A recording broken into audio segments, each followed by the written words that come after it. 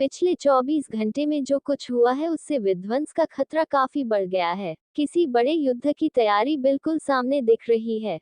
किसी भी पक्ष के लिए कदम पीछे खींचना अब शायद ही मुमकिन हो। सवाल उठता है कि क्या रूस यूक्रेन इजराइल हमास जंग के बाद एक और वॉर की शुरुआत होने वाली है। मिडिल ईस्ट की जंग अब मिडिल ईस्ट तक सीमित नहीं रहने वाली है। पिछले कुछ घंटों में जो कुछ हुआ है उसके बाद विध्वंस का खतरा काफी बढ़ गया है। किसी बड़े युद्ध की तैयारी बिल्कुल सामने दिख रही है।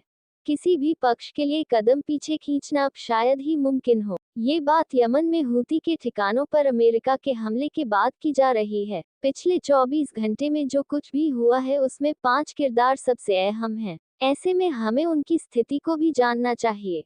अमेरिका सहयोगियों के साथ सीधे युद्ध में आने से संकट गहरा गया है। हूती वजूद पर संकट देख आगे अब कुछ भी कर सकता है।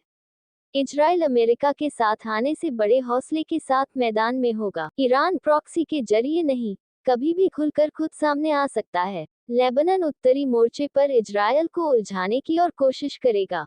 दरअसल इजराइल हमास जंग के चलते हूती विद्रोही लाल सागर में मालवाहक जहाजों को निशाना बना रहे हैं, जिससे नाराज अमेरिका ब्रिटेन ने यमन में हूती के ठिकानों पर हमला शुरू कर दिया है। हूती ने भी हमले का जवाब दिया और अमेरिका के लड़ाकू विमान F-22 को मार गिराया। हूती के सुप्रीम लीडर अब्देल मालिक अल हूती ने कहा कि हम किसी भी अमेरिकी हमले का करारा जवाब देंगे। जवाब न केवल उस ऑपरेशन के स्तर पर होगा जो हाल ही में 24 से अधिक ड्रोन और कई मिसाइलों के साथ किया गया था, बल्कि उससे भी बड़ा होगा। लाल सागर में हम हमले नहीं रोकने वाले जब तक कि गाजा जंग खत्म नहीं होती। इतने भयंकर हमले के बाद भी हूती धमका रहा है तो इसकी वजह काफी हद तक ईरान से मिलने वाला समर्थन है। F-22 कितना ताकतवर है?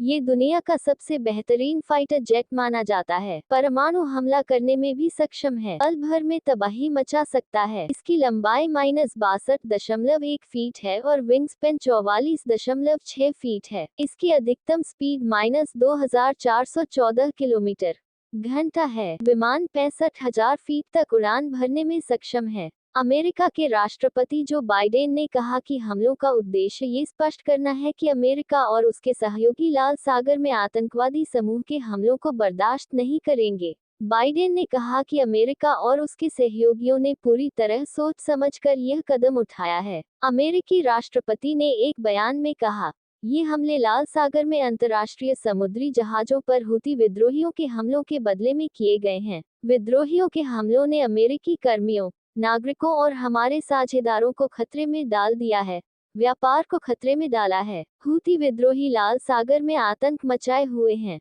वे लगातार हमला कर रहे हैं। अमेरिका और ब्रिटेन के जहाजों को निशाना बना रहे हैं। मंगलवार को हूती विद्रोहियों ने लाल सागर में नौकाओं को निशाना बनाकर ड्रोन और मिसाइलों की झड़ी लगा दी। इन हमलों के जवाब में अमेरिका और ब्रिटेन के जहाजों तथा अमेरिकी लड़ाकू विमानों ने 18 ड्रोन, 2 क्रूज मिसाइलों को मार गिराया। हूती विद्रोहियों ने गुरुवार को भी अदन की खाड़ी में एक बैलिस्टिक मिसाइल दागी थी। हालांकि कोई पोत इसकी जद में नहीं आया। साथियों, इस वीडियो को लाइक कमेंट करके अपने दोस्तों को अवश्य शेयर कीजिए और इस चैनल को सब्सक्राइब करके बेल आइकॉन को प्रेस कर लीजिए।